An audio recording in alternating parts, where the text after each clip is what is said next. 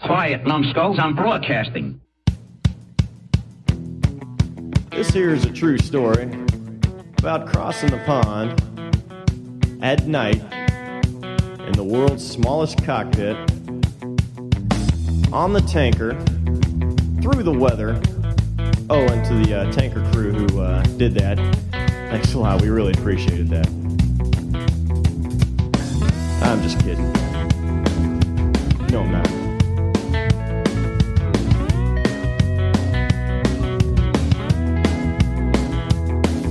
Well, there I was crossing the pond, and you could see that I wasn't exactly. So there I was. 50,000 feet, nothing running but my wristwatch. Right. Inverted at night with a total electrical failure. Know how I could tell? Air metals dangling in my face. Greetings, everybody. Yeah. Repeat and Fig here coming to you. Fig looks to be at home still, mostly hiding behind his microphone with his shiners. Don't mouth off to mama. It's gotten, that first day was bad. That was the day that we recorded our hangout. But, after that, the pain was gone. It just looks bad. And now it just looks really bad. I got the double raccoon thing going, man. It's not good. Yeah. That lump, though, man, looks like you could see your own forehead. Yeah, it's pretty much gone. I can feel a little bit of a lump right here. Other than that, it's all cosmetic. So literally landed on your face on the tailgate of your trailer, huh? Well, let's just say yes, because there's a little more to it than that. But yeah, I'm lucky. I'm blessed because a half inch lower and it would have just shattered my nose. And right. I'd probably be, I have all kinds of other issues, which, hey, don't think I don't have issues. Oh, trust me, I got issues. But as far as this head injury goes, there's really nothing there. It's all cosmetic. Right on. Well, we're doing a little bit of a different show today. I can't tell you how many times I've had people say to me, we want to know more about you guys. Deepen the connection with us as opposed to a guest every week, which some people may or may not find some of our guests interesting.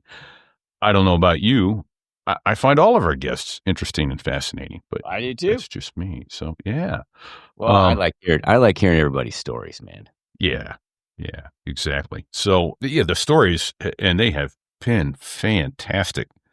And so I get it when we approach guests and they go, "Yeah, I got nothing. I got no stories. I got nothing to say." Yeah, actually, you do. You got a lot more to say than you realize. So there've been some amazing ones out there. Oh yeah. Yeah. So looks like we got Dizzy with us this morning and Badass, and I believe Wiser, Mr. Bud over in the United Kingdom, said he was going to join us today too. So, Outstanding. And he actually sent in a pre-question, and we can see your comments and take questions from YouTube and Facebook and such. But his first question was. So he works as a flight instructor he says at the start of the food chain training ab initio private pilot licenses. And when they start, I often tell them, you will remember your first solo in great detail, the same way you remember losing your virginity if you were sober. Yeah, that's a big if. So what is the, if you were sober, your first solo? Or losing your virginity? Asking for a friend. I'm going to go with virginity. Okay, there you go. All right. I wondered how well both of you remember your first solos in ab initio training, and again, on each type you flew where a two-seat trainer was not available. Why don't you tell us about your first solo, man? I'd love to hear that. Well, first, before I talk about my first solo, I got to talk about my flight instructor, which I said sometime in the past I have, but his name was Ray Jordan, and I didn't understand at the time how absolutely blessed I was to have him as my initial flight instructor, but he was a B-24 pilot in World War II. Okay. And had incredible stories that I really didn't appreciate at the time. Right. And so, I had, he was my flight instructor, and I guess I don't remember exactly. And maybe you could help me. I think you have to have 10 hours of duel before you can be solo. At a minimum, you have to have 10 sounds hours. right. Yeah. I don't know if that's still the same or not, but I knew I was getting close to having 10 hours, but my landings were not spectacular. They weren't consistent. Let's put it that way. Okay. And somewhere around the 10-hour mark, it was about the 10th flight or so. I'm flying with Ray, and we weren't wearing headsets. We were in a Cessna 152, and most of the time I couldn't hear what he was, talk real low like this. We had the radio cranked all the way up so we could hear the response, but I couldn't hear what the hell he was saying most of the time, right? And we'd flown over to Richards Gebauer. It was a former Air Force base, and at the time it was a joint use. They had a A-10 reserve unit there, but it had 10,000 feet of runway and a control tower. So we flew over there, and we were doing pattern work.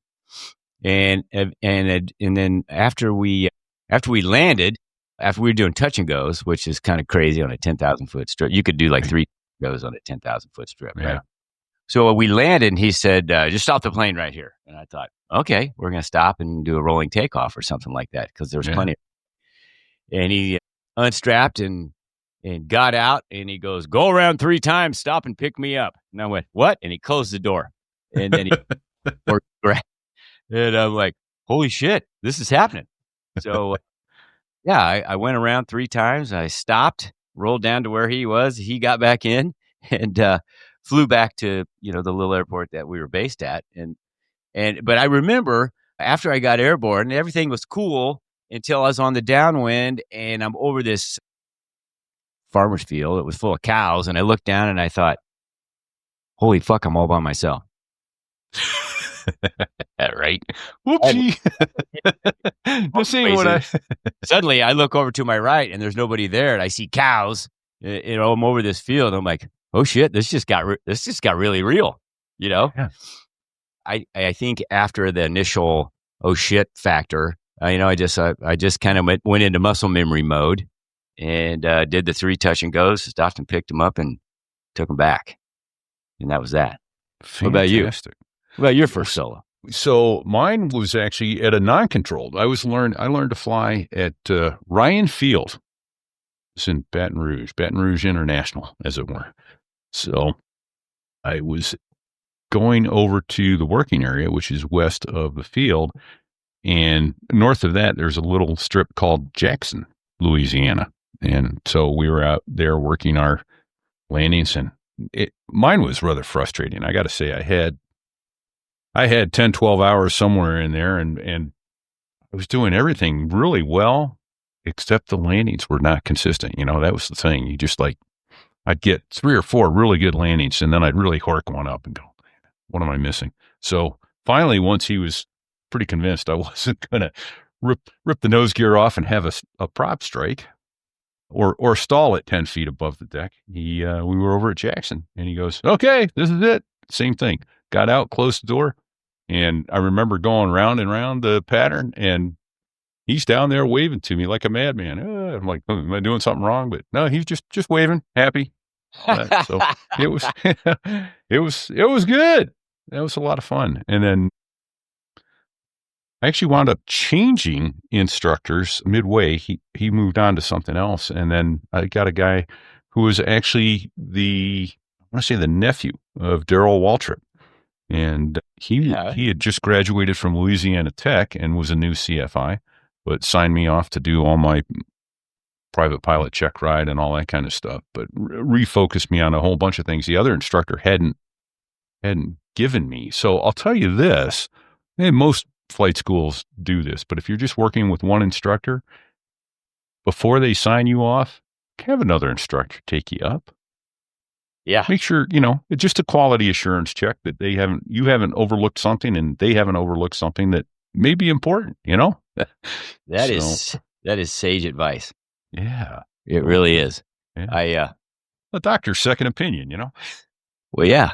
Hey, and I had another Ray Jordan episode it triggered when I was talking jealous, about it. Man. So what leads up to solo is a lot of other things, and one of the things that we trained was, we were doing, turns around a point. Well, we were doing turns around this field. I had to figure out which direction the winds were coming from. They wanted me to stay over the fence line around this square farmer's pasture. And at one point, he reached up, pulled the fuel mixture to closed, and the engine quit. And he goes, "Engine quit. What are you going to do?" Well, the first thing I did was push the control back in. I'm going to give it to the engine kind of sputtered. Guy. Engine sputtered back to life, and he reached up, pulled the mixture back to off again, and it quit. And I started to reach for it again, and he slapped my hand, and he goes, "Engine quit. What are you going to do?" And I said, well, shit, Ray, I'm going to land in this field right here. And he goes, "Okay, show me how." So, I know what he wanted. He wanted to make sure, I knew where the wind was coming from and I could turn it into the wind. And so I did all that, right? I kind of boxed myself around and I was all set up into the wind and I knew I was going to clear the fence. And so I was waiting for him to push the the fuel mixture in. So the engine could start, because the prop was windmilling the whole time. And he didn't. And the next thing I know, we landed in this field, kind of came to a stop. And then the dust cloud kind of rolls over the airplane. And I looked over at him and he looks at me and he goes, "Well, you better get this thing started and get us out of here before the cops come." Son of a bitch, Ray. Fantastic. So a tricycle gear, 150, 152? Yeah. They had both. Sometimes I was in the 150 and sometimes I was in the 152. Yeah. Gutsy move for that instructor, man. I'll tell you. Dude, well, at the time he was probably in his mid 60s. Okay. This was in 1980. This was in 1985. Okay. So, I figured he was in his 20s in World War II. So 40 years later. So he had to be mid to late 60s, right? Okay. But he looked like he was 80, because he had lived hard. Yeah. And he was a no nonsense guy. That's awesome. Like one of the very first flights, we're flying along and there was one puffy cloud in the sky, about 3,000 feet. And we were like 3,500 feet. And he goes, "See that cloud over there?" I'm like, "Yeah." And he goes, "Go towards that cloud." So we're flying and flying and flying and we're about to the cloud and I'm waiting for him to say, "Okay," to go around it. And he didn't. So I went right through it, right? Kind of bounced around a little bit, popped out the other side. He goes, "That was kind of cool, wasn't it?" And I go, "Yeah." And he goes, "Don't ever fucking do that again." I'm like, "Okay." You just broke the rules there, Ray. Yeah. Well, that's fantastic. He was driving the point home, and I guess he did. Yeah. Oh, man, that's funny. That's funny. I'm jealous, man. I would have loved to have flown with a guy like that, and I don't recall that I ever did. Well, although at my airline I did, but that was different. So no kidding. Well, the other thing he asked about was any first solos in airplanes that there weren't 2-seat trainers for, and the only airplane I know of that's the case was the A-10, which we didn't fly. Did you ever fly anything else that didn't have another? Yeah. No. So, we talked to guys like Gallo and Sugar, Bill Spicer, and those guys, they learned to fly the Harrier with a throttle quadrant bolted to a table in the ready room. Right. Only a little terrifying. I mean, even if there had only been single-seat Harriers, we had the advantage of a full visual simulator to learn in. And it was pretty darn close to the real thing. Yeah. That simulator was amazing. And I don't know about you, the last time I was in that building and saw it, they had linked it up so that data link was so much better now than it was in the early 90s that they could go in the simulator and do aerial combat with the Hornets down at Beaufort and oh shit, all that kind of stuff. Yeah. Or even with the, remember there were two simulators side by side in two different rooms. Those guys could fight each other even. So yeah, all that had been improved. So that was kind of cool. But I knew that technology had come a long way. Yeah. But even back when you and I were there, it was pretty good. It's amazing. Your buddy could shoot all kinds of surface-to-air missiles at you and AAA, and there was a MiG-23. I think I remember that the whoever was controlling the panel, which was usually one of us, could fly around, not really Could send your way. Yeah. could send your way, to, I do remember that. I thought that was pretty cool. The visuals were pretty good, probably not as good as they are these days. Yeah, all things considered, I thought they were fantastic at the time. And the other thing they could do is you could either put it on crash override or not. So if you crashed, the screens would freeze and the screens would turn red. That's it. You're dead type thing. So, but I remember, at least as an instructor at 203, and we did it to each other for NATOPS checks and that sort of thing in the gun squadron towards the end of the ride. No one ever got a landing at the end. What'd we do? Just start. Oh, you loaded your buddy up until he was dead. One emergency, another after emergency, after another. Well, you Until can he had handle no that choice, fine. but- Yeah. Just Yeah. had no choice. Pull the damn handle and get out. Yeah. Yeah. But yeah, so I'm trying to think. I don't remember. I remember my first solo in the T-34 in flight school. So I was down in Corpus. What do you remember about that? Because I got vague memories of that. It's pretty vague. I remember doing it. I remember what runway we were on and that sort of thing. But thought, this is pretty cool. It's the hottest airplane I'd ever flown in my life. Yeah, and same. Learning to fly in a T-34 Charlie, a turboprop with a PT-6. That was a whole lot of airplane. Yeah. Yeah. So that was cool. No, I remember I had good landings. I got good grades for it and everything. And I remember which runway and that kind of thing. It was a nice day. That's about it that I remember from it. But what's weird is I don't remember my first solo in the T2, the A4, or the Harrier. Yeah, I don't recall my first solo in the A4, but I do remember feeling in the T2. I do remember remembering how awesome it was to be in a jet by myself. And in that airplane, the cockpit, the forward cockpit was so far forward that if you just looked left and right, you didn't see anything. You had to look a little further to see the wing tips that were just back a little bit.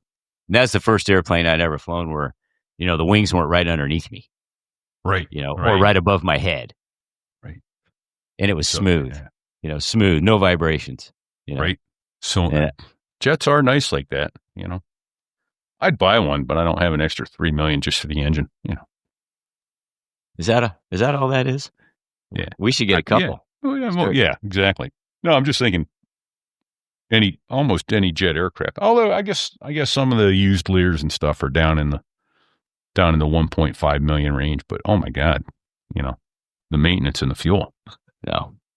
So let me ask you this: you don't remember the first solo in the Harrier, and I really don't either. But I do remember that probably the first 50 vertical landings I ever did, my sphincter was clenched so tight, going from translating from forward flight to vertical to stopping in the air and doing it took me probably a solid 50 landings before I was like, okay, I can relax. This is normal. Yeah. I can handle this. So did you have that same feeling? I did. Like normal? Was it more natural? It wasn't natural for me. No, it really wasn't. In fact, I remember my first ride in the T-Bird was in the back seat with Tim Shea, who was the British exchange pilot. Okay. And he the living shit out of that airplane too. Oh, he did. He knew how to make that airplane sing. And we came in for the vertical landing. And well, intellectually, I knew that this airplane could do it as we're slowing down and getting slower and slower. And I'm watching the airspeed creep down 50 knots, 40 knots, 30 knots. And I'm kind of looking, I truly looked out to each wing and going, it seems like there ought to be, piano wires or something holding us up here. This is just not normal. And again, intellectually, I knew that wasn't the case, but I'm still looking at the wingtips going, we really are down to zero airspeed here. And then he did a pedal turn. And then, of course, he put it in the braking stop, which was, bow of the airplane. And, he hovered there for, I don't know, 10, 12 seconds and then put it back. But it was like, oh, my God. And you have a face full of dirt. What was it, 8 or 9 degrees nose down? Yeah, I Like think 8.5 degrees is what the nozzles, they would go 98.5 degrees. So 8.5 degrees nose down, right? If you're staying in one spot. Yeah, that is a face full of dirt. Yeah, it is. I was like, oh my God, I can't believe. And yeah, he's like, yeah, you could do this all day long. And don't be afraid of it. And he also, was clear on always respect it. Don't be afraid of it, but always respect it, because this airplane will reach out and it'd bite you if you were not paying attention. Yeah, absolutely. As all airplanes will, but obviously the Harrier had its special considerations, and you didn't have a smart left hand. We talked about that briefly during the hangout, that you didn't need to move your hand back and forth between the throttle and the nozzle lever in the OV or the MV-22. I did not know that until we had the hangout. I thought there was a collective in there and extra controls. I thought it was like a circus. Yeah. But no, it's shit. I mean, it sounds like you and I could probably sit down in it and do it. Woohoo. Let's go. I'll do the simulator today. Not that that's a good idea. I'm not, don't get me wrong. I'm not advocating that. Yeah, there's so many laws of aerodynamics that are being violated there, it seems. It just... All right, I have another question for you. And you triggered this. So my first flight actually in the Harrier was in the back seat of the T-Bird, just because there was an empty seat, and they said, "Hey, you want to go?" And I'm like, "Yes." Yeah. And it was with Bear. Remember Bear? Yeah. Okay. Bear. And so he was leading 3 solos out to the range, and then when we came back, we beat up the pattern. Which literally did frighten me, because he came in really fast to the pad, because he had 3 solos coming behind him, and he needed to get off the pad and then be their supervisor while they landed, right? So he was pretty aggressive, and of course it was my first time, and just like you said, when we started slowing down, and he had the nose honked way up in the air doing some pretty aggressive deceleration shit, and I remember gripping the sides of the canopy thinking, we're going to start falling out of the sky, which of course we never did. But what I remember, and what my question for you is when we were sitting in the hot pits, because we always went through the hot pits, filled up, and then parked the plane with full tanks. The crew chief was standing there next to the plane, and he kept looking at me in the back. And so Running was saying, "Hey, hold up one finger." And then I would, and then he goes, "Now hold up 2 fingers." And I don't remember what that meant something, but do you remember what it meant? The 1 and the 2 finger signal to the. I don't remember the specific signal. I seem to remember we used to tell him how many thousands of pounds we wanted. 2.5 or something like that. But so he was obviously fucking with the kid, the crew chief, and he was using me as the crew chief probably assumed you were the instructor. Yes, he was using me as the tool, and I don't know. He goes, okay now, because the kid would get a real confused look on his face. He goes, "Okay, now hold up 2 fingers." So I would, and then I could see him laughing. He goes, "Okay, now hold up 1 finger. Now hold up 2 fingers." And so I didn't remember what it meant. I think it meant something, but I really don't. I was going to ask you if you remembered, because you spent a lot more time. I didn't remember if it had anything to do with whether we filled our drop tanks or not, but I don't think we had drops on the T-Birds. So I don't think so. I don't remember any, but my memory's not so good. Right. I do, but thinking of other first flights, I think I've told this before. I don't remember for sure, but I remember my first bombing run in bombing sortie in A4s? No, in Harriers. Oh, in A4s, that was terrible. It was like, I swear to God, the same crew chiefs that went out and bent the fins on Tammy Joe's instructors' bombs. Oh, the bombs? Did the same thing to me when I was in flight school and out at El Centro. I couldn't hit the same freaking county with my bombs in flight school. I sucked at bombing. And then got to the Harrier, and of course our first bombs had to be iron sight. They wouldn't let us use the CCIP and all that stuff. The ARBs, none of that stuff. You just had to do it just like you did it in flight school. And my first hit was 3 feet at 1 o'clock or whatever. It's like, boom, that's how you do it, man. And you drop the mic and walk away. Yeah, right. Exactly. I've graduated bombing. I'm done with this. Let's go home. But I don't even think I got a hit like that ever again with constantly computed impact point. So, That was Listen, fantastic. you know, you got to be really fucked up not to get a bullseye with CCIP. Right? Constant computed impact point. Yeah, you're within 10 feet with that. Yeah. I mean, it was amazing.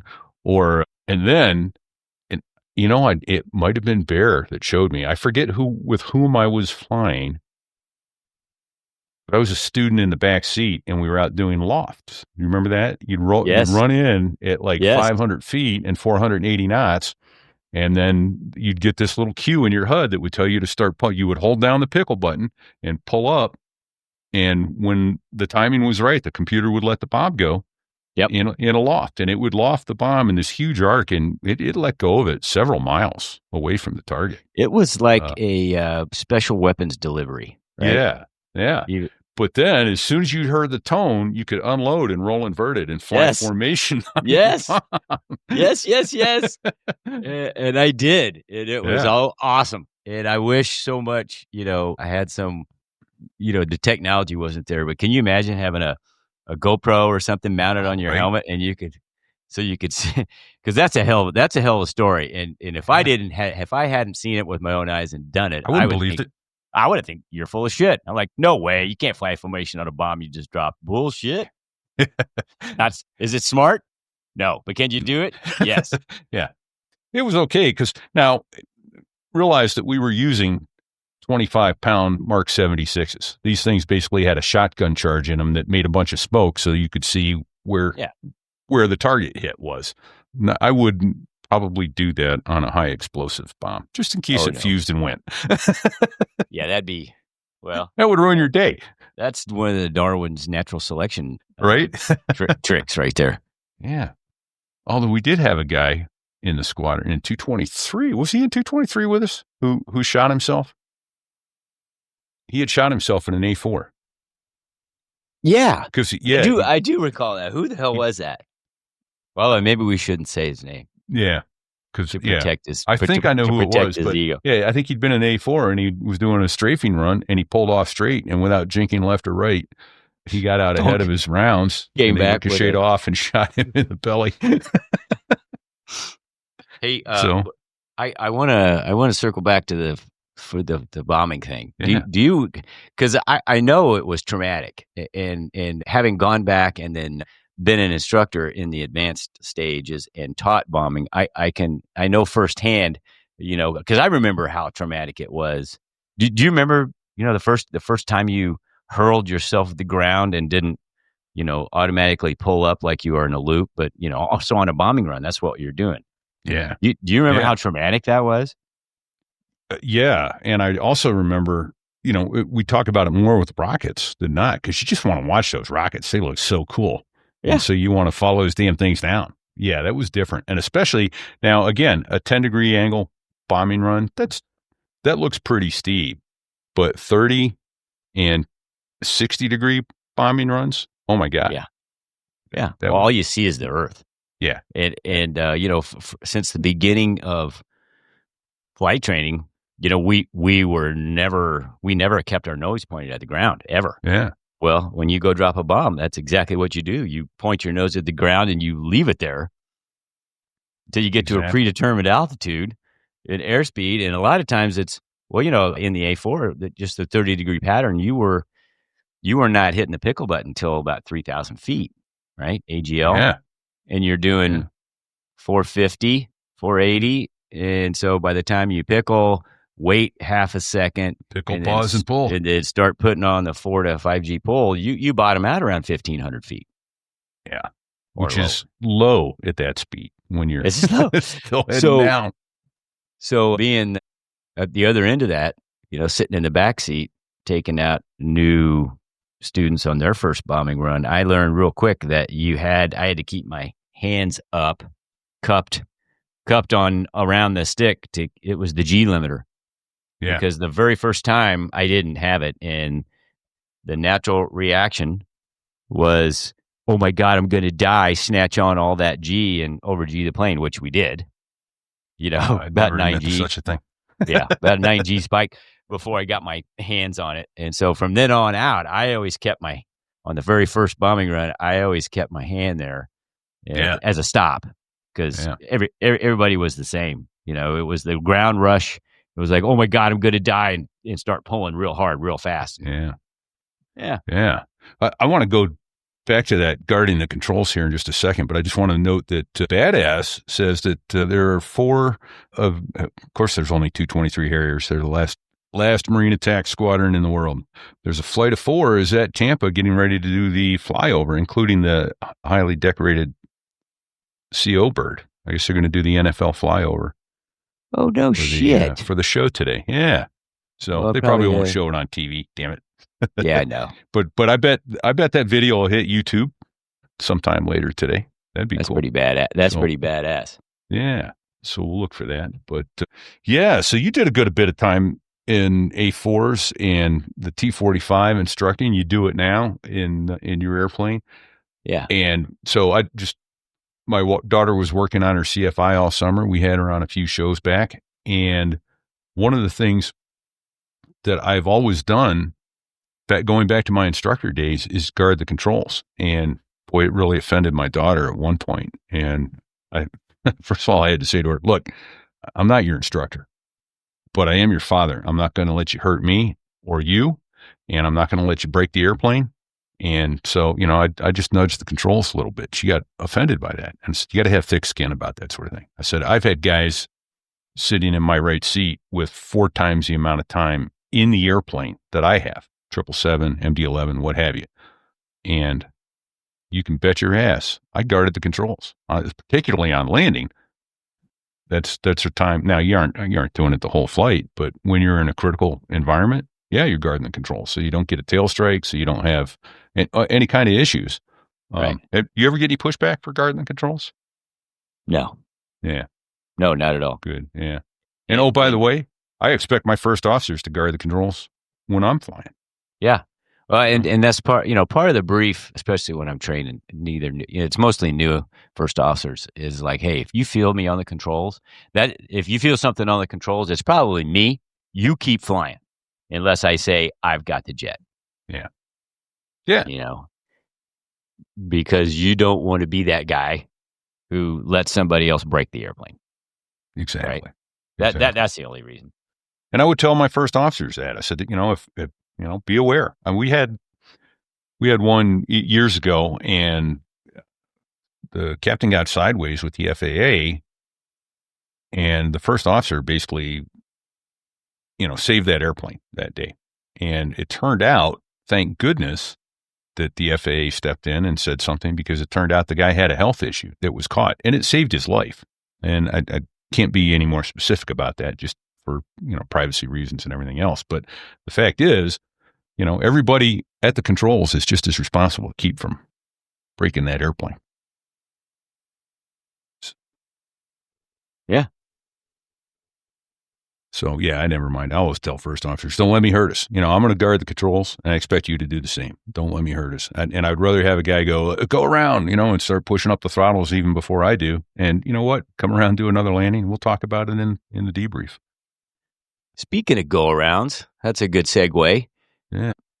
So at the airlines, at the major leagues, so to speak, yeah, we stress flying long, boring, stable approaches. Yep. And believe it or not, and still screwed up. It's still screwed up on a daily basis. And when you said something about go around, that's what triggered this. We have a horrible percentage of unstable approaches, which are caught by data recorders. Yep.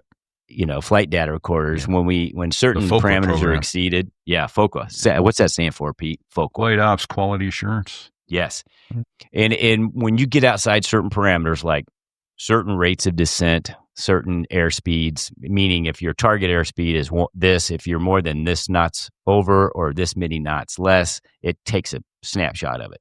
Same with rate of descent, same with above or below the glide path type thing. And it measures not landing distance, but how long you were basically in the flare. Oh, right. So, yeah, which they can calculate in it. So we have an enormous amount of unstable approaches that become unstable that don't go around.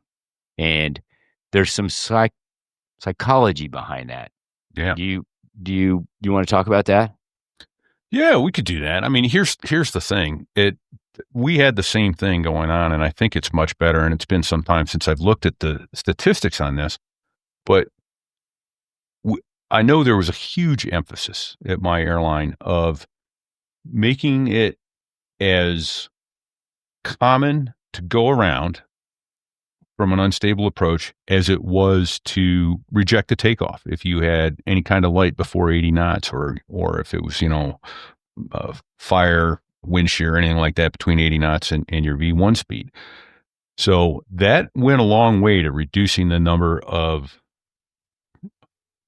no go around approaches that should have been go around approaches. Yeah.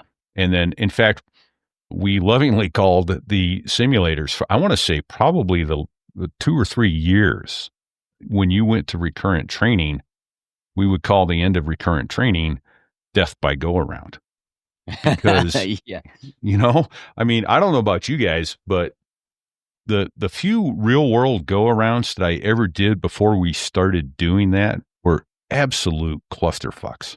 There's no better way to say it. It was because you're in the mode of landing, and now you're pointing the airplane to the sky, and you got gear down and flaps in the breeze, and you aren't thinking, okay, I'm in the after takeoff mode. You just aren't thinking that if you haven't done it a lot before.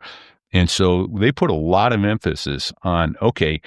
In fact, I remember the litany was go around, flaps 20, positive rate, gear up, set an arm, miss approach altitude, check top bug. It's like, okay, well, if you didn't say that before you bottomed out in the early days there, it was like you didn't do your litany. Yeah. Why would I call go around, positive rate, gear up before we've even stopped descending? But you couldn't get that. You had to get the litany out. But that led to that whole goat rope that you found yourself in afterwards. You spewed all that shit out. Now you haven't done anything, but you get your nose up, and that gets ugly. And the death by go around was stop saying it, say go around. And at that point, you push the power up and start flying the jet, right? Yeah, fly the freaking airplane. Then when you see positive rate, call for the gear up and your flaps to 20 or 5 or whatever your flap setting needed to be. And this is a slow, methodical, very procedurally oriented, and death by go around, I think, has made the airline substantially safer than it was before. I don't know how good it not. Right? Because let's talk about what are the threats with unstable approaches? Well, aside from totally horking up the landing, right? I mean, that's the main thing. You're looking at either overrun or bounced landing, leading to porpoising and start collapsing the gear and all manner of things. It just, and it isn't always, the pilot's fault. We're trying to be long and slow and straight in and that sort of thing. And our buddies over at ATC every now and then will give us what we call the slam dunk, Yeah. Talk about that. What's a slam dunk? Yeah. Well, you're high and fast and you need to be coming down. The glide slope's below you. You've been told to keep your speed up, that sort of thing. And you need to know, hey, I need you to maintain, 200 to the marker. Sorry, man. The best I can give you is 180. And at 5 miles out. Yeah. And what's the number one word that most pilots hate to say, but need to know that it's in their pocket? Yeah. Unable. Right. We're goal oriented, mission oriented, task accomplishing oriented people, which is part of the psychology of the go around. Yeah. I can do this. Okay. Yeah. I'm 30 knots fast. I know I'm going to land, halfway down the runway, but I could get it on the runway. I got 10,000 feet. I'm in plenty of room. Yeah. And I'm going to be on time. I don't want to be late. Right. Yeah. Because I'm I'm mission oriented. It's not. So these are all part of the psychology piece of it that we don't want to be that guy. But when really you need to be that guy. Hey, you know what? Exactly. No fault of my own, or maybe it's all my fault. Doesn't matter. We're going to go around. We're going to come back and we're going to set this up right. Yep. And that's hard. It's hard. It is hard. And it takes a solid commitment by airline management as well to go, we'd rather you go around. We really do. We don't want you to try and save an unstable approach. And when that message started coming from management, it was, oh, okay. And things got better. Do some guys still land out of unstable approaches? Yeah. Yeah, Some are unrecognizable. In fairness, if your limit is 5 knots below V1 or below your reference speed, and you briefly touch 6 knots because of gusty conditions or something, guys may not even recognize that. And it still reports you to FOQA. And oh, by the way, that's the other cool thing is FOQA and ASAP are 2 safety programs that are in place now. That when you get that call from a FOQA guy, in fact, I got one for, why did you go around? You were stable. Why did you go around? It's like, tower called us and said, the airplane in front of us wasn't going to get off the runway. And they can't see that. They're like, you were in a perfectly stable approach. Why'd you go around so low? So we had a tower called to go around. So, but if you get a call from that FOQA guy, it's not punitive. It's like, we see the data here and we don't understand. And in his case, it was, we don't understand why you went around it, but what are we missing? And that's all they're looking for is answers, because there are guys who sit there and crunch that data and try to put it all into categories. How many of these guys went around because they weren't configured until it was too late? How many guys went around because their airspeed was off glide slope, off the localizer, that sort of thing. So they're not calling to go, hey, we're management and we're looking at you. And why did you screw up? They're not. They're trying to figure out the data so that they can fix the system. Right. That's the beauty of FOQA. It's data driven to go, oh, we've got a problem at this airport. They're always unstable on the westerly runway at this airport. Why? Oh, well, maybe your altitude for your marker is too high or whatever. Yeah. Or controllers are saying, hey, I need you to be at this speed until you get to this point. And physics takes over. And sometimes you can't physically get it slowed down and stable. No. By the time you get down to, 500 feet. And generally, we have gates, windows that we're aiming for to be a certain stabilization criteria, right? 1,500 feet, 1,000 feet, 500 feet. And the 500 foot for us, I don't know, I probably standard, but the 500 foot window is, if you're not stable by then, it's a automatic go around. Well, what happens if you're stable there, but then you get below 500 and then you don't, something happens. That's where we seem to run into issues a lot. Right. Yeah, exactly. And I think, and that's the other thing, one of the things, we wanted to talk about was the difference between flying military and flying for the airlines. I don't think I ever heard of a stabilized approach. Are you shitting me? No. Well, no. Who would have told you who would have called you for the go around? Right. Exactly. If you're single seat, I'm like, I'm hacking this. Right. Yeah. Absolutely. Even if it's ugly, I'm hacking this until you're not hacking it anymore. I don't recall ever sending myself around. I'm sure I did, but it was for, a fouled runway in front of me or something along those lines. It wasn't because I wasn't hacking it. Because what's the saying in military aviation, right? It's better to look good and die than live and look stupid. Yeah. And if you're going around, you're looking stupid. Yes. and I have 2 separate things burned into my memory where I should have gone around and didn't and tried to hack it. I lived through it, but it was ugly. And I said to myself, I'm never going to do that again. Yeah. Yeah. In fact, but now that you mention it, I know for a fact I had the day I came out of the sky at Kunsan trying to do an RVL. And I bounced and showed plan for him to everybody in ops. They were like, holy shit, we expected you to eject. And for whatever reason, my airplane went up, did about an 80-degree left angle of bank and came right back down square on all the wheels. And I shouldn't have. I was at idle because as soon as I hit, I was at idle, but I was coming down so hard and fast, it bounced. And I didn't have any aerodynamics. I didn't have any RCS. It was just whatever righted that airplane. I have no idea to this day. It was a miracle. So I wasn't in Kunsan, so I don't know this story. Yeah. No, it was a foggy day in Kunsan, and but it was visibility was good enough to see planform on my jet from ops. Wow. And I was the last guy in, and I should have gone around. When the airplane started coming out of the sky like a brick shit house, I should have just had the power in the corner and, let it do its bouncy thing, but kept the power up so I would maintain controls. and set my attitude and get out of there. So, and that's the other thing I see, thinking of setting the attitude. I'm shocked at how that isn't drilled into you from day one. I don't remember when, but I know it was probably into my airline career before setting the attitude in a bad situation and holding it no matter what was the key to save your life, which kind of blows my mind. Do you remember getting this, that on the go around, the bounce landing, any of that? Set your attitude. In other words, don't let it porpoise. I don't ever remember getting that training. So was that MD-11 thing?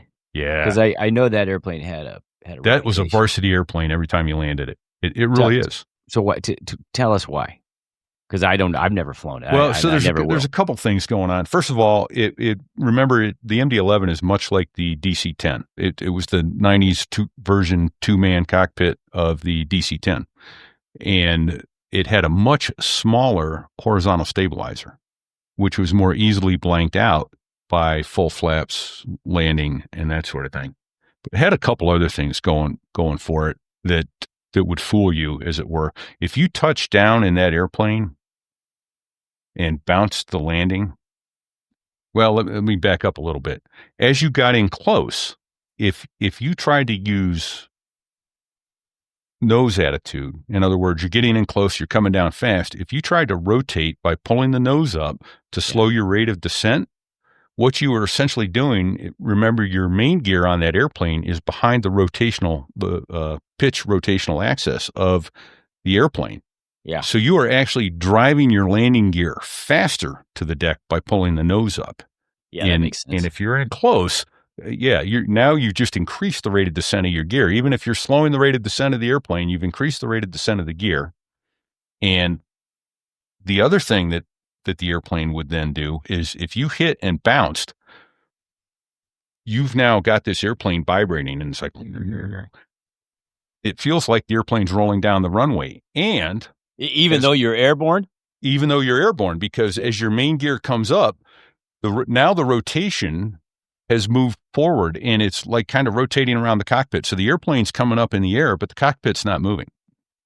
Yeah. So you're still in the same spot. You're in the same spot, but the rest of the airplane has come up several feet up in the air, and then it would come down, and it was easy to get into a porpoise in that airplane. And that's where we first got into, hey, set your attitude. Don't, get 5 to 7 degrees nose up, and don't let anything, if nothing else in the world, don't let yourself get away from that 5 to 7 degrees nose up to avoid porpoising the airplane. Get your power coming up to start flying away from the ground. And if you bounce once or twice, that's fine. Just don't let that nose gear land first, or you're in a shit sandwich. So, and that's that led to hull loss. Yeah, a couple of them actually. Several. One of them was China lost one. We lost two, and so it was a varsity airplane, and it was figured out. It was a really smart guy. It retired many years ago. Was the first one to come back to him with the aerodynamics and go, here's how you need to land this airplane. Things start going to crap on you. You need to use power to slow your rate of descent. Yeah. Not pitch attitude. You start screwing with your pitch attitude in close, and you're just compounding your problems. And so that made it much, much better, far safer after that. We learned some hard lessons. But did you guys have angle of attack in that airplane? Angle of attack? Not until we got the HUD. Okay. And the HUD had angle of attack? Yeah. Yeah. Because what blows my mind? Here's the thing. This is proof that the Air Force got to the drawing board before the Navy did when it came to airliners. Yeah.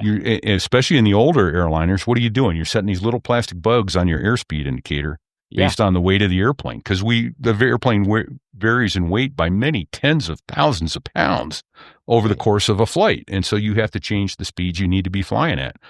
Had the Navy gotten to the drawing board, we'd have used angle of attack instead of airspeed, and we'd have flown one angle of attack, whether we weighed 700,000 pounds or 300,000 pounds. Right. Right. Thank you.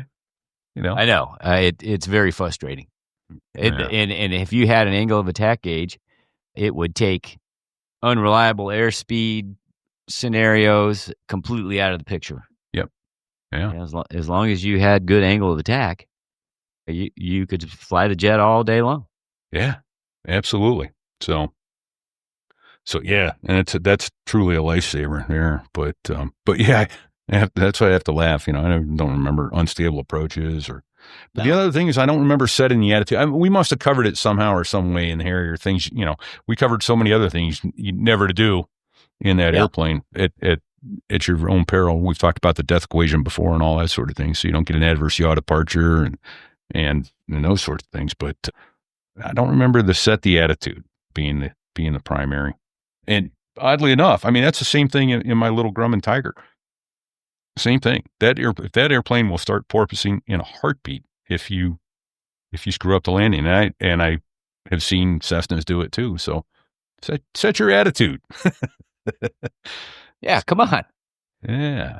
Well, you touched on it a minute ago, and we started talking about this particular issue, but the difference, going military to airline flying. What was your biggest surprise or your biggest shock? I guess. Interesting. Well, let me ask you. You weren't a flight engineer when you got hired, were you? No, I went straight to the right seat of the 737-200. Yeah. Holy shit. Talk about steam gauges and all that. And turbojet engines, baby. Yeah. Oh, man. But working your ass off to fly, an NDB approach and shit like that. That's crazy. Oh, yeah. I had the luxury of becoming a flight engineer on the DC-10 when I got hired at the airlines. And what that allowed me is the ability to sit in the smart seat, and we call it. And you, as an instructor at your airline, know what the smart seat is. You sit in the simulator in the seat behind and between the two pilots, and you watch every mistake they make, and you're just going, oh my God. Right. You can't possibly not see this. I know. You're sitting back, you can see everything. They're up and they can't see the forest for the trees. And so the same thing. I got to sit in the smart seat for 3 years at my airline and watch good captains and bad captains and good FOs and bad FOs and learn how to get things done. And I want to be like that guy. I don't want to be like this guy. That sort of thing. So that was a blessing. That made my transition super easy, relatively speaking. By the time I got to a window seat up front, I had already had 3 years of watching how it was done, and that helped my transition a lot. The thing is, airlines have what's called an FOM, a Flight Operations Manual, which in addition to the Federal Aviation Regulations and the flight manual for the technical manual for the airplane and all that, and all the procedures on how to fly the airplane, it has all the other things you can and can't do with regards to approaches and, who can fly and what visibility is required and what approaches you can even start and what approaches you can start but not finish and all that shit. That was the hardest thing. That it was right. Like, oh man, there's all these extra rules that I'm sure you got to go by going to the C-130. Oh yeah. You experienced similar. Very Air Force-esque, right? Yeah. Yeah. Oh yeah. Yeah. No, that's a fact. Yeah. And then the other thing that was, I would say the hardest habit for me to break, even after watching it for 3 years, was not to do shit myself. In other words, right. I'm flying the airplane. It's time for a heading change, not to reach up and dial in the new heading and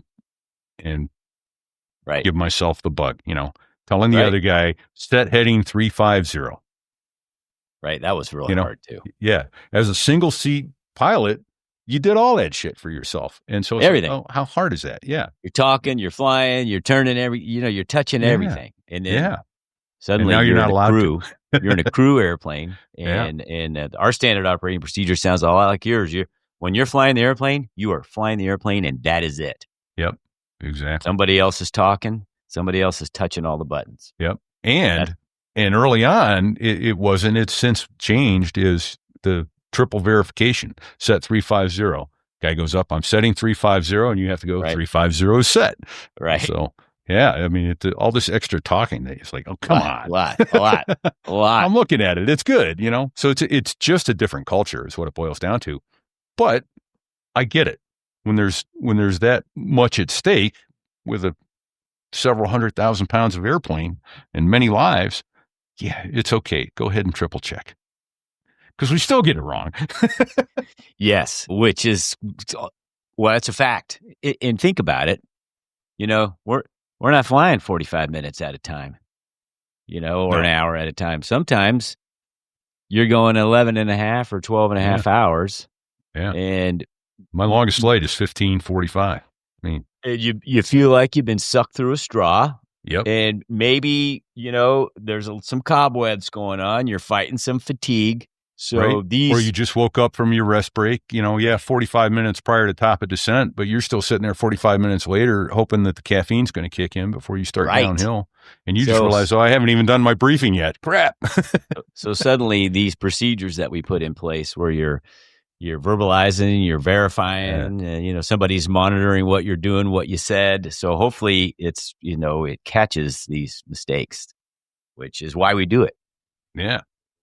Well, you know what? One of my biggest shocks was the weather that you would fly in. Right. Yeah. Now that you mention it. Yeah. When you're sitting in the ready room and it's raining cats and dogs, it walks off, foggy, you're not going, and you're like, "Yep, we ain't going." No, but no need, no lives at stake, no need. When you're at the airline and you're keeping a schedule, you're going. You may not land where you are planning to land, but you're going. So that was a big shocker. We had a saying early on: if you're looking at the weather and think you're not going, you haven't read the flight ops manual far enough to find the proper exemption. It allows you to go. Yeah. Because I don't know about you, we were Cat 3 airline. We land in 00. And, same. Yeah. So my very first experience with that was an eye opener. I mean, we touched down in the snow, in a snowstorm on a snowy runway where everything was white. And I'm still thinking, I don't know what the captain saw. I didn't see shit. Yeah. When we got to the decision altitude and I said decision altitude, he said landing. And for the first time I looked out and there was nothing there but white. A sea of white. Yeah. I clinched waiting for the impact and, we landed, started rolling out. I still didn't know where we were. Yeah. So, and the airplanes aren't magic. They'll land themselves and bring it to a stop right on center line if you let them. So, assuming everything's working. Dizzy's got his asking what our opinions of a hands-off landing are, meaning an auto land. Yeah. So on a clear and day, watching the airplane do that is fascinating. Like you said, it's 100 feet overcast and a quarter-mile visibility, eighth of a mile visibility. You're clenched up, man. I don't care what anybody says. You are like, all the gauges say we are spot on. We're right where we need to be, but you're still just going. That's a whole lot of trust, man. There's a like 1 or 2 seconds towards the end where you're looking out the cat. So for our unanointed listeners, the first officer is heads down. He's watching all the instruments, and the captain is heads out. He's looking for the approach lights, the runway lights, the runway environment. And when you get down to the decision altitude, which is 50 feet on a Category 3 approach, the first officer says, or the airplane announces for you, decision altitude or minimums, depending on the system. Yeah. And at that point, the captain either says, we're landing or we're going around. Yep. Based on this. Now, that's a Cat 3. Let's see. Our airplane doesn't have all 3 axis certified. So we have to make a decision at 50 feet. I'm guessing because it seems like when I was on the triple, we were not sea to land at. Yeah, that's the same way with the triple. In the triple, the airplane would land itself. Yep. Well, nice if you could see the 737 lands itself, but you got to make sure and I've done enough of these because we always try to do one with new captains in most of the time, hell, 100% of the time it's in VFR conditions. Airplane does a pretty darn good job. Every once in a while, you'll get one that lands 7 or 8 feet right or left center line. And you're like, okay, that's probably not good. Yeah. But most of the time it's really good. It does better landings than most of the FOs. Yep. Absolutely. And then in our HUD, we have EFIS, so Enhanced Flight Vision System, which is basically infrared. So we can see better there. But then that adds a whole new other aspect of, that you can't just land looking at EFIS lights only. You have to be able to see. And so we do that training in the simulator. There's several different ways of doing it, meaning looking around the HUD to see, do I see lights? Or clicking your EFIS on and off to turn it off briefly to go, okay, yeah, I do in fact still see lights, below a certain altitude to go ahead and continue. But that has made life so much nicer because you can actually see the runway paint and that with EFIS, and it gives you a nice warm and fuzzy that you're in good shape and you're where you want to be. So, and then you put in there, you wanted to talk about the positives and negatives. The negatives are, well, we kind of already talked about. You lose so much independence, so much control over your own, you have to talk about everything. You got to talk about your feelings. Yeah, that's right. And you was in a single seat jet. You just didn't, man. You did it. And a good lead, again, you could screw that up too, but a good flight lead, could make sure his wing would hang on so that he wouldn't lose him in the goo, among other things. But yeah, you feel like you lost a lot of independence, which, it's okay because, some of the guys I flew with, they don't need to be independent operators. Right. Right. And I'm sure they felt the same about me, but that's okay. And, one of the more negative aspects of making the transition I found is, and you got to work at this, but you lose the camaraderie. Right. Of when you're in a squadron, when you're done flying for the day, hell, everybody hangs out. Usually you hang out for a little bit, or you always have plans and hang out. Your team and mission oriented for other things you need to do too. Yeah. But at the airline, man, it's kind of rare. We call them slam clickers. Slam clickers. That's you get to the hotel, all you hear is a slam click, and you don't see him again until the next day. I don't do that, and to the maximum extent possible, won't allow whoever I'm flying with to do that. I just say things like, hey, I'm going to be down the lobby in 15 minutes. I'll see you then. We're going out. Going to have dinner. Going to do this. Going to do that. But, I don't want to stay in the hotel room. Right. No, it's miserable. That's what was so miserable about COVID, is having to stay in the damn hotel room. So, and I think that kind of brought back a lot of slam click culture that wasn't there previously, which is too bad. But yeah, so that's different. Yeah, you just aren't as tight as you would otherwise be with friends in the squadron and that sort of thing. So, and then you got something down here. Go ahead. Oh, and then at the end of a trip, you set the parking brake, you run the parking checklist, and then you go throw the keys at the back of the jet. See ya, and you're gone. Yeah. You got anything for me? No, good. Nope. All right. See ya. No, it's too late now. You had your chance. Whereas before, you'd go to the ready room, you debrief, and then you still hung out because you were at work together, right? Yeah. But at the airline, when you're done, you're done. Everybody disappears, sometimes in seconds, because everybody's running to catch a flight home, or get the bus to the employee parking lot or whatever. It's like rats off a sinking ship. Everybody's gone in the blink of an eye. You're like, what the fuck just happened? Yep, absolutely. So the other thing I was going to ask is, you have in here worst transition story. What were you thinking? Well, I'll tell you. Well, so what I was referencing to was, doing the transition from, active duty military over to, civilian flying, specifically, for guys like this that went to the airlines. That transition can be pretty, depending on the airframe you're coming from. For you and I, the single seat, tactical version, it's monumental. It was a fire hose effect. It was a fire hose. You were 6 weeks of trying to learn a large transport category airplane, all the rules of the airline, all the FARs you never gave a shit about before because you were single seat and those rules didn't apply to you. Right. Yeah. And so, and then there's the operating in and out of airfields, airports, international airports. Yeah. Where it's crazy congested and the controllers talk wicked fast. Yep. And, we're used to. Are you listening, India? Right. Yeah, and maybe English is not the the primary. Someone told me language. that's a matter of pride with Indian controllers. The faster they speak, they do that to show how fluent they are. It's like, oh, yeah, my ear doesn't listen that fast. You need to slow down. So, Well, yeah. So we had a requirement we had to ride on the jump seat for two flights in the airplane that you were training in. Okay. Before you went and did your first trip on OE. OE stands for operational experience. Right. And what that means is, and this may be a shock to some of our listeners, but the very first time that an airline pilot flies the actual jet, there are passengers on board. Oh, yeah.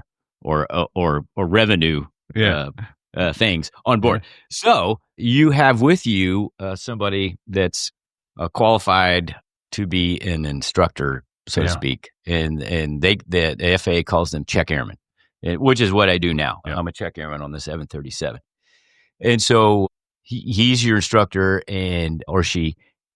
And at a minimum, you have to have 25 hours with this check airman, and then have a check ride in the airplane administered by a check airman before you're safe to go solo and fly with a non-check airman captain. With a non-check airman, yeah. So I felt, and I don't remember his name. And it's probably because I was so traumatized. But my very first, trip on OE with this check airman, who was a former Navy guy. I think he flew P-3s in the Navy. That poor bastard was all by himself in that cockpit for about 3 days. I was so far behind. I was hanging on the rudder, literally trying to catch up. Yeah. And I thought, oh my God, what have I done? This is such a bad idea. I'm never going to get this. Because for instance, when you push off the gate in, say, Chicago O'Hare, you have to talk to one person. And then before you taxi, you got to talk to another person. And then when you're taxiing, you're talking to ground. And then, of course, you switch to tower for takeoff. Yeah. So that's 4 different people you're talking to. Yeah. When you have your own company controller just to get off the gate. Yes. Yeah. And then our previous life was, you talk to 2 tops. And when you were taxiing, you're probably the only guy taxiing or flight of 4 taxiing. If it was a busy day, there'd be other flights taxiing, but it was not crazy. Hell, you land in Chicago and you clear the runway and you don't stop. You keep moving or they'll shit all over you. And they're talking 100 miles an hour and you're expected to understand everything they're saying. Or you better hold short of the inboard because they got traffic taken off. If there's, there's so many more things to keep track of and what's going on. It's a varsity world out there. It really is. And, it is. Yeah. So it's amazing it's very how different. Once you get it, it's like, oh, okay, this is not that big. You get it in your head what everyone's doing, which is what pisses me off about China and France. Are you listening? All right. English is the international language of aviation, but China and France are the worst too. They all speak French or Chinese, and you get no essay about who's where relative to you and what's going on, and just drives you nuts. And I think it's a huge safety issue that's going to have to be addressed at some point, but they seem intent on not addressing that. But interestingly, you made a comment and I went, oh, actually not true. In my case, at my company, if you had not flown a large transport category aircraft before, you went out and did touch and goes in your model airplane with no freight or passengers or anything on board, just a check airman and you and one other trainee first officer. You'd do several touch and goes and then swap seats, and he'd do several touch and goes. Yeah. So can I airlines ought to do that? It's in the middle of the night and it's at a slow time. Bright sunny afternoon. We would go down to Montgomery, Alabama, and Montgomery Air Base there. Yeah, nice and long, and they let us go down there and use their runway, and wow. Yeah, I did bounces in a DC-10 down there, and bounces. Because the other guy and I were both Marine pilots, and we're touching down at 400 or 500 feet per minute, no flare. You goddamn naval aviators, right? So was that true for all fleets or that Yes. specific Yeah, fleet? no, it Because was true was for a all bear. fleets. If you had not flown a transport category aircraft before you went to OE, you had to go and do touch and goes in the airplane. Is that still the same today? I don't know. Do you know? I don't know. I don't. I hope it is, just because I think it's a really good practice. That's awesome. Yeah. And I mean, that's really awesome. All airlines ought to do it. Is it expensive? Yeah. But boy, it gets. And it's all about this when you get, and that's another thing, the training, the training when we went through, aircraft training before we flew in the military, it was a good pace, but it wasn't a fire hose. Yeah. Right. And a lot of times, and then some of the Air Force training I went through, it was really excruciatingly slow. Right. Like they 3 weeks of training all crammed into 4 months. Yes. However, it's almost it's the opposite when you're at, because training is expensive. Yes. So, they'll take a guy like you and me, 5 weeks later, you're getting your type right in the simulator, and then you're out the door to go fly the airplane. I suspect that they aren't doing that anymore, though, because when I was learning to fly the DC-10, we had 727s DC-10 still then. The simulators in there on a good day were rough and the visuals sucked. And so you really needed airplane experience. And now the full motion simulators with visuals that have satellite imagery are amazing. So I don't think you probably don't need it. Yeah, the fidelity is amazing. And so I would suspect they're not doing it for that cost, but they've sunk that cost into, $60 million simulators. So those things are what they're capable of is amazing. So, and then one other thing you had on here was about best advice for those considering going to the majors. And then I want to touch on Dizzy's question before we get out of here. But gas money, he puts it for the training is, I would say, if you're even thinking about going to the majors, go early, go often to keep your package in, keep it updated. Why is that? Why go early? Because every day is a seniority number, right? Exactly. Let's talk about that. So seniority, you're probably going to hear this from any airline pilot you talk to. But why is it everything? Repeat. Why is seniority? It's your lifestyle, right? If you're bidding last on your airplane, that means you get the crap schedules that nobody else wants, or somebody in front of you screwed up bidding, right?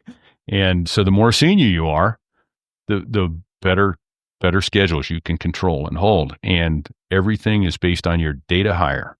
And the guy that was hired the day before you will always bid for his schedule before you bid for yours. That's right. And so every day is a number. Every day is important. And so you've got to get in there and keep your package updated.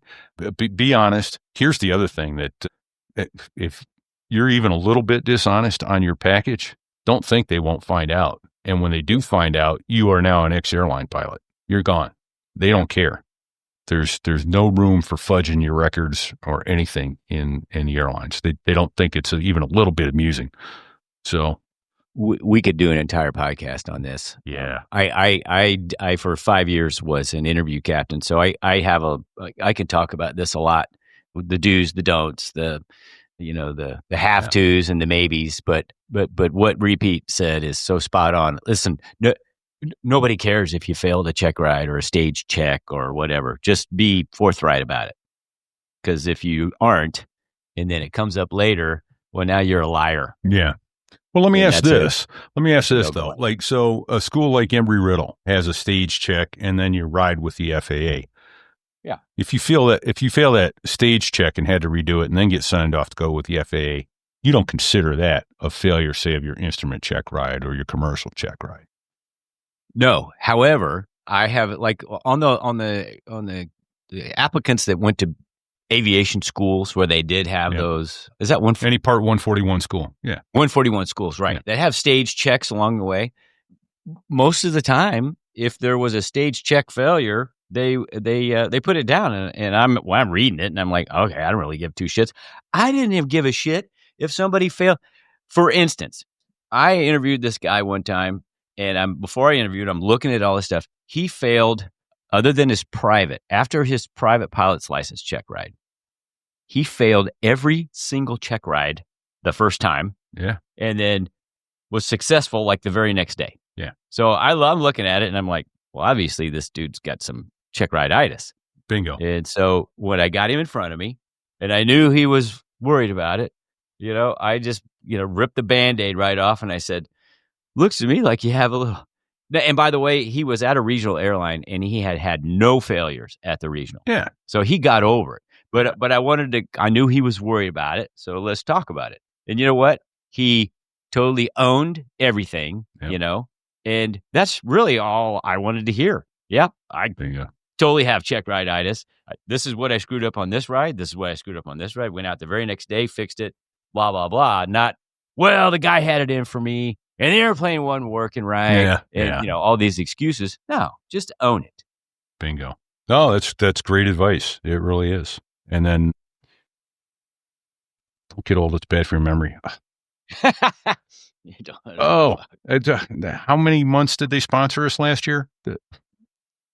CTI, FTI, yes, FTI, Flight Training International. Yeah. Gosh, it seemed like it forever.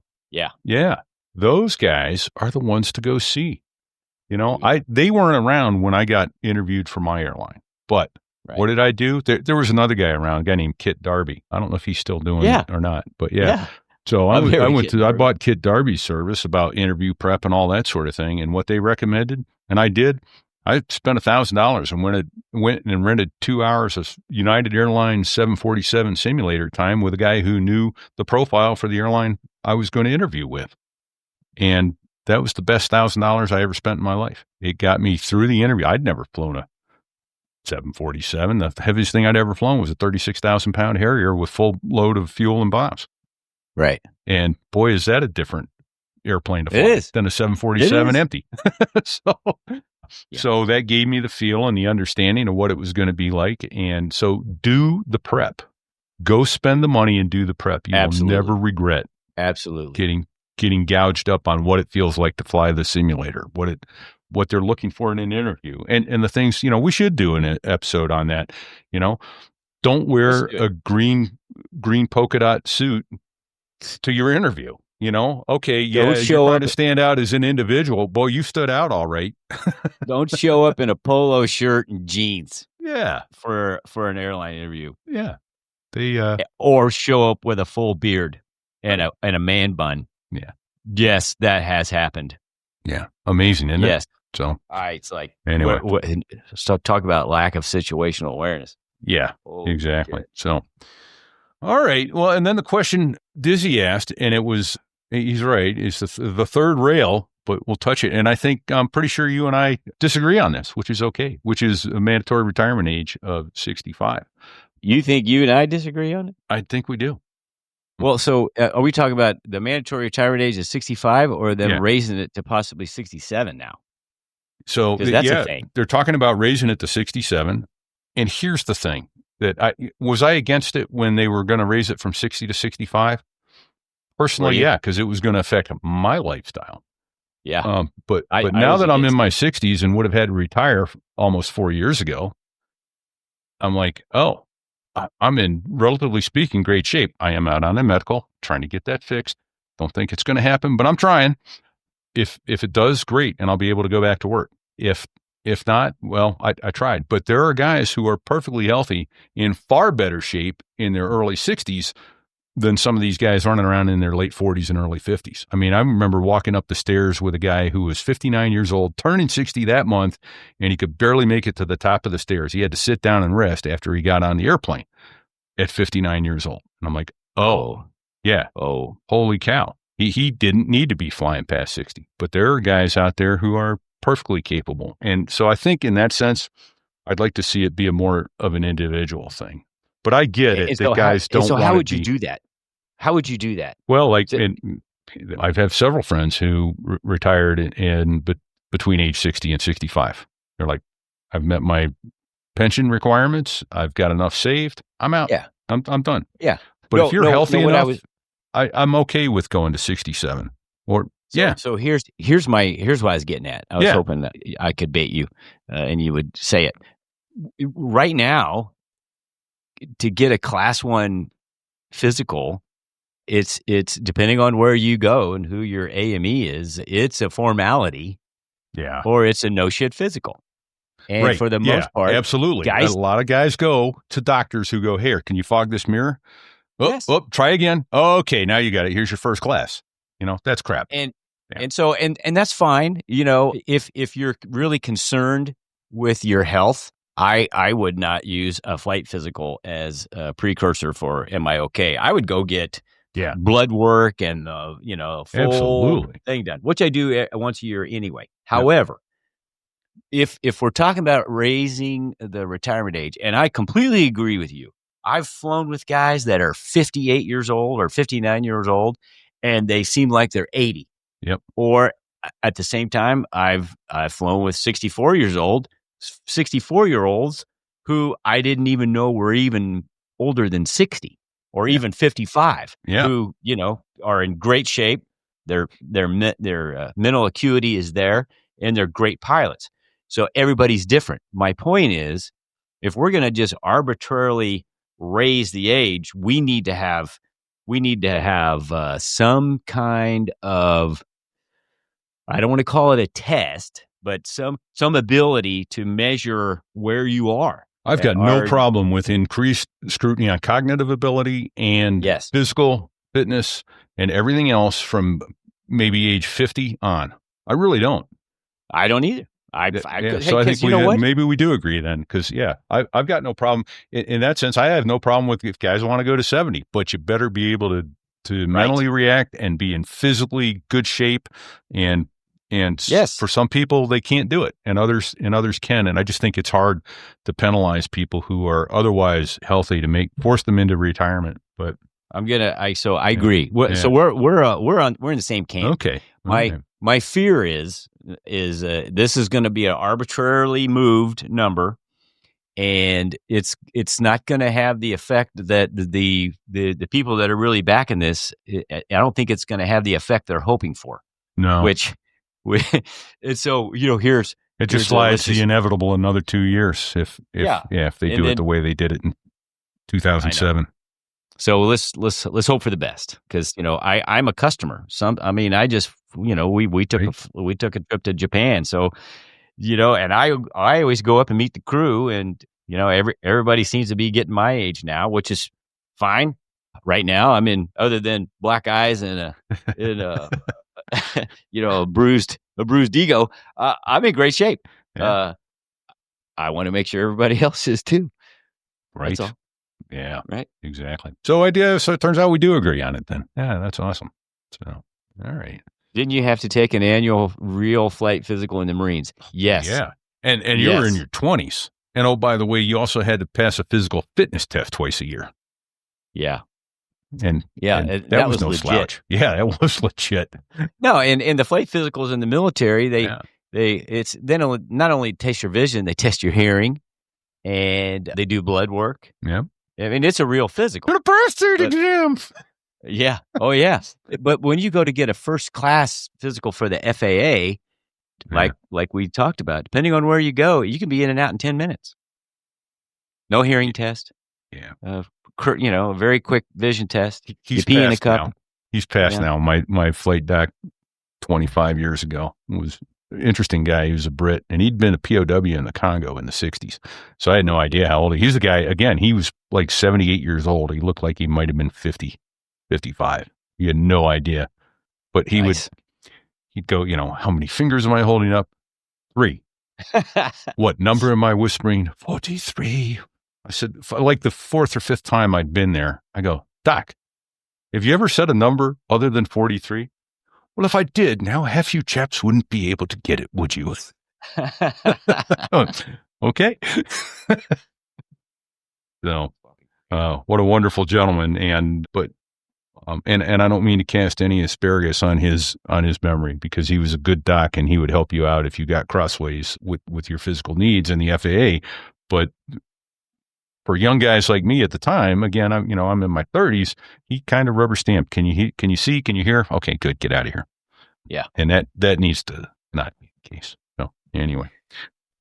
Oh man. What do you say we wrap this thing up? I think we need to start talking about landing the airplane. So it's an hour and a half into this thing. I know, right? Well, minus a 5-minute break. Yeah. So we need to say thank you to all of the active duty and the veterans and the families that they have given so much and sacrificed so much so that they can be on active duty.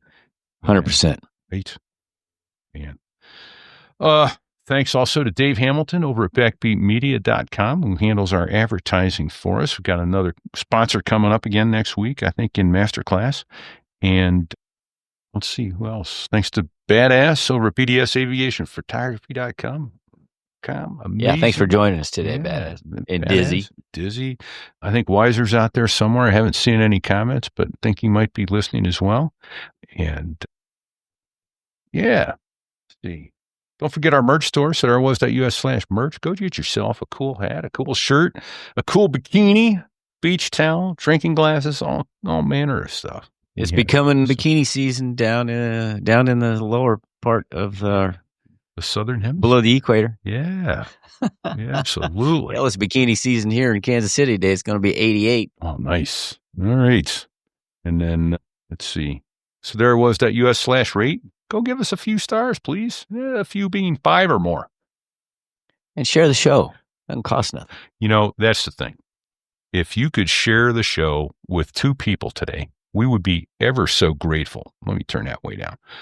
Go share the show with 2 people. Tell them about the show. Tell them what you like. Don't tell them what you don't like. Make them listen. Hold them down for an hour and a half and make them listen to this crap coming out of our pie holes. And they're going to wind up liking it too and sharing it with other friends. And for those of you who are blessed enough to be able to crack your wallets open, lose sense of financial responsibility, and share your good fortune with us, we are ever so humbled and grateful. We don't even begin to know how to say thank you other than to say thank you. It means the world to us.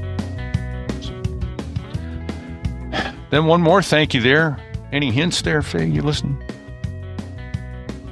That's the sound of the 2 Air Force F-16 pilots that make the Air Force sound good. That's the Dos Gringos. Both of them. Not one, but dos of the Gringos. Thank you, gents, for sharing your music with us and the wider world. 4 albums. Not a bad song in the bunch. So, until next week, don't be afraid to go around and don't sit on the ejection seat handle. Don't sit on it.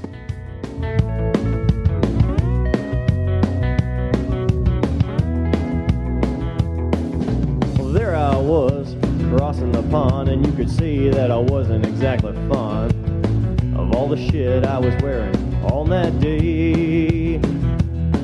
Now an F-16 is cramped enough, but it's even worse with all that stuff supposed to save your life. But we knew there was no way. 'Cause when you're going down the North Atlantic, man, it's over. Man, it's what? He said it's over. Stupid risks are what make life worth living. Yeah, we're Out.